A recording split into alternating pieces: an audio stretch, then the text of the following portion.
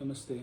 So we had some questions from Sumit ji. Firstly, Prabhu, kindly explain the concept of Pancha-Tattva. Why use this word Tattva? And secondly, Advaita Acharya is said to be incarnation of Mahavishnu and Sadashiva. How to understand this two-in-one person concept? Now, Pancha-Tattvas, there's many. It's a technical term, and there are many uses of this term in Sanatana Dharma.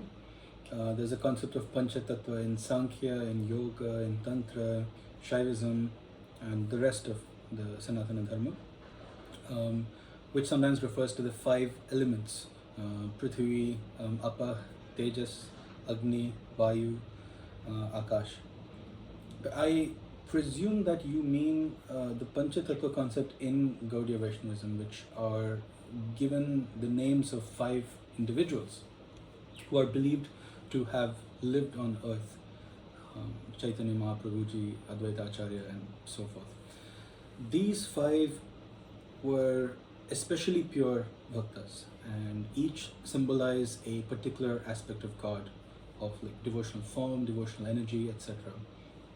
And they, of course, we are talking about people who their level of bhakti was so much that it completely dwarfs anything that we can aspire towards or achieve.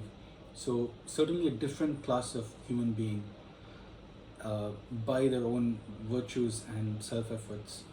So let's very much keep that in mind. This is not something that's readily attainable by all. Very special class of human being, the peak of humanity. But they are believed to have walked this earth as they were born from a womb. So the first thing to understand is that by conferring an individual with the title of something like avatar, incarnation, tattva, it is a way of praising them, it is a way of lauding them. It is not saying Krishna is only present in those select few and not in anyone else. Krishna is present in all. But in those few, there are little to no impurities aside from the presence of Krishna, coming from the personal self, which are lots in the rest of us, which is why the presence of Krishna is covered or not clearly seen. So this is why there are various lists of avatars. There's no fixed list. There are different Purans, different sizes of lists, different numbers of avatars. It's not a fixed concept that there are exactly so and so number of avatars, that so and so times Krishna has come. And that's why you will see half avatars, mukhya avatars, mixed avatars, minor avatars, all these. It's just a way of saying in this individual, Krishna is seen most clearly. The Krishna which is everywhere is seen most clearly. In individuals where there is believed to have been no impurities, no contaminating presence of the human vibration, human tattva, they are considered the full avatars, mukhya avatars. Individuals who took human birth, were born of a human womb, so into ignorance, but perhaps attained Krishna consciousness at a very young age, most of these Pancha-Tattvas, or to a perfect degree attained Krishna consciousness during the course of their lives. We can call them as though avatars. So we can give titles like half avatars or tattvas to simultaneously indicate that there is some human in them, like you and me. They went through human birth, they went through childhood, etc. But not to take away from their greatness and achievement of purity, that they are as though avatars. So the first thing to say is it's not a fixed categorization, but an honorific title. I use the word human tattva. So now we come to what is tattva exactly. Of course, there is no perfect English translation. We can understand through words like principle or vibration. The point is that whether you believe he has a personal form or not, God is at the very least also a principle. Some element of that principle is present even in the murti in your house of the God principle. Even though that murti may not be the exclusive single personal form of God, the single habitation of God in your house, it's not the only place where God is. But some element of it is present there. Some element is present in the devotion of devotees, in the chanting, in the bhakti, in the satsang. We are very confident in the knowledge that we know the personal form of Krishna in detail. Yet he says in the Gita, Mantu Vedana Kaschana, Kaschin Mang Veti Tattvataha. So we must contemplate this. Why is he saying that? Tattvataha. It is easy to know God or think we know God in a particular personal form that we like, which we find pleasing. but it's much more subtle to try and know the essential principle which he represents, because that is a principle which can be applied anywhere, which can take form anywhere and in anything. That is difficult to see. Kaschin Mamvati Tattvataha. How can I bring Krishna Tattva into my job, into my everyday actions, into my conversation? This is something which the Tattva is about. Everywhere the Tattva can be present or can be missing. It is a principle, which means it can be applied everywhere. Like honesty is a principle, sincerity is a principle. In each interaction, each utterance, it can be applied. There is no one form or one sentence which is honesty embodied. It's a principle. Even these tattvas are not, those tattvas, Pancha-Tattvas, are not restricted to those physical individuals. It's not contained within their physical bodies. It is not, it is invoked even when you worship these individuals. It's a living thing, it continuously exists. It's present in the temple where these individual statues are there. It is present in your heart when you worship them. It is present in the mantra when it's chanted. So unlike the Deha, which is born and dies, Tattva is an immortal principle. Just like the gunas and tanmatras and panchamahabhutas. In science we say matter, energy cannot be created or destroyed. Tattva is this type of energy. It can be transmuted, transformed, go from one place to another, etc. So these 5 individuals were excellent, perhaps even perfect embodiments of those particular energies of God.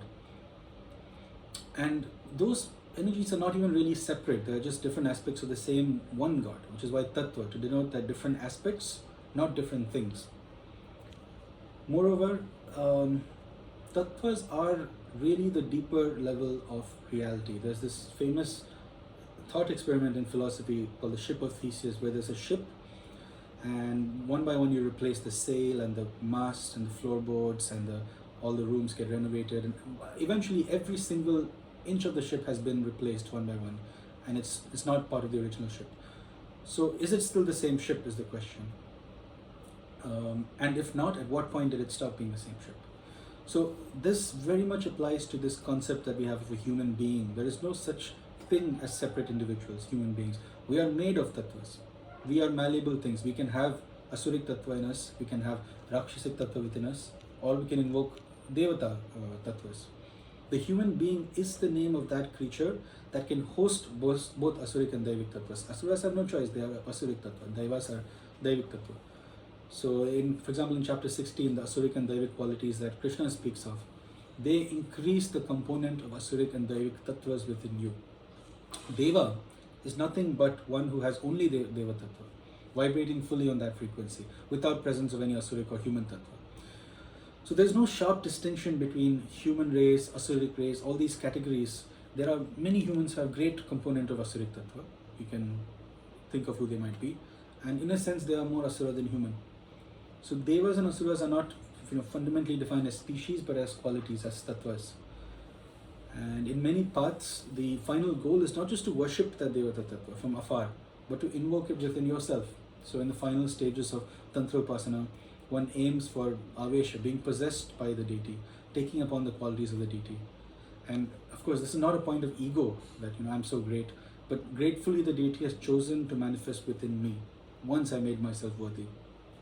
So I also maintain the point that the point of itihas, like Ramayana, etc., was not just to worship Rama from afar and behave like Ravan in your everyday life, but to aspire to develop Rama's qualities within yourself to whatever extent you can. Part of his purpose is to be as a role model to humanity. In Gita, it says that Brahmaiva tena gantavyam Brahma karma samadhina. If you a Brahmin who worships Brahman becomes Brahman. So invoking these tattvas changes your very vibration, your very essence, your very identity. There are no barriers when it comes to identity. It's a malleable thing depending on which tattvas you are willing to host and which tattvas you are deserving to host, ready to host, pure enough to host. So these 5 tattvas, Pancha-Tattvas, even if born with some human tattva, they manage to greatly or wholly purify themselves of anything but Krishna consciousness. That is possible. That is possible. Why is that possible? Because after all, only God exists. It's not something which is not Krishna that is becoming Krishna. That brings me to the second point, which is the nature of incarnation. It's an error to think that some things are not Krishna and some things are Krishna. All is Krishna. There is only Krishna. However, this knowledge, this understanding, this wisdom can be covered by Maya via his Leela only, of course. So those things that we call humans, animals, etc., are those things which are where that knowledge is veiled. He knows. We don't know. That's the difference. We are the covering of ignorance. He knows that he is all. We don't know that we are none other than him. That is the only difference. So to talk in terms of definite avatars or categorical differences is missing the point. There is only Krishna and there are different degrees of Maya. It is us who chooses to give our name to the Maya covering, to that body-mind complex of Maya, thereby disidentify ourselves from our true self, which is of course the super soul, which is Krishna. Everything is an ansh of Krishna. I mean, Maya tatam idam sarvam, he says. Clearly we have some impurities also, so we can't call ourselves avatars, clearly. In fact, we are the impurities. We give our name to the impurities. If we somehow manage to rid ourselves of those, all that will be left is Krishna. The only difference between you and Krishna is the Maya. He knows, you do not. Krishna says to Arjuna, the difference between you and me is that I have knowledge of my past life, you don't. I have the spiritual knowledge, you don't. In your case, it is veiled. So, of course, this can be a bit controversial because in Bhakti, I mean, there's a pitfall, which is this dualism, wanting to maintain that distance between self and God, that categorical distance. And it comes from a sincere place. It comes from a place of respect because we understand that distance is clearly there in practice between us personally and God because we know that we are impure.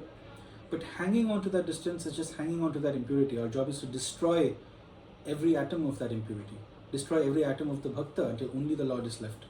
That is what true bhakti is, according to me. In fact, even I've heard it quoted in some places, including Ram Charitamanas, I think, by Tulsidas, who is of course a great devotee. Lord Ram, looked at Hanuman, quizzically and asked, "What are you? Are you a monkey or are you a man?" Hanuman bowed his head, reverently said, folded his hands, "When I do not know who I am, I serve you. And when I do know who I am, you and I are one." So there's this there's this pitfall that one can fall into about this categorical difference between us and the avatars and the tattvas. And there is only Krishna. It is up to us to what extent we are standing in the way. All we can do is get out of the way. So yeah, there are no categorical differences. There are only more or less obscurations of the divine tattvas, which are everywhere. All the divine tattvas are everywhere all the time. They are just obscured to various extents by different things, or not obscured by various things, like in the case of the Pancha-Tattvas. In those in whom a tattva can be most seen, we glorify them by the name of that tattva. It is like a windows through which the sunlight comes. And depending on the color of the window, it may let in blue light, yellow light, green light. The window has no ownership of the light. We can just be better or worse windows to the divine tattvas and with the diversity of the various tattvas. So coming to that's I think the significance of the word tattva. Coming to the second point, again similar answer about Advaita Acharya. How can there be two in one person? Again, there are no two persons. There is only one person in this whole world. Mahavishnu and Sadashiva are the same person. They are both different aspects of the one God. Vaishnavites identify principally with the Mahavishnu aspect, consider the Sadashiva aspect as secondary, subordinate. Shaivites do the opposite. But both parts believe in only one God. I mean, we know that much. And what are the two aspects? This we already know from the millennia of mythology, of stories, of art, culture, music, literature, iconography. I don't need to go into that. All of us know exactly what properties, characteristics Mahavishnu has and what Sadashiva has. So these are different aspects of the same one reality, obviously. I mean, there is only one God. Someone like Chaitanya Mahaprabhuji very obviously had less of the Shiva Tattva in him and very much of the Mahavishnu aspect. Someone else like maybe Abhinavagupta had more of the Shiva Tattva. So again, it's not a fixed concept. So someone like Dattatreya, is considered by various people to be an avatar of Vishnu or of Shiva. So it's not a fixed concept. Again, these are not two separate persons that either you're one or the other.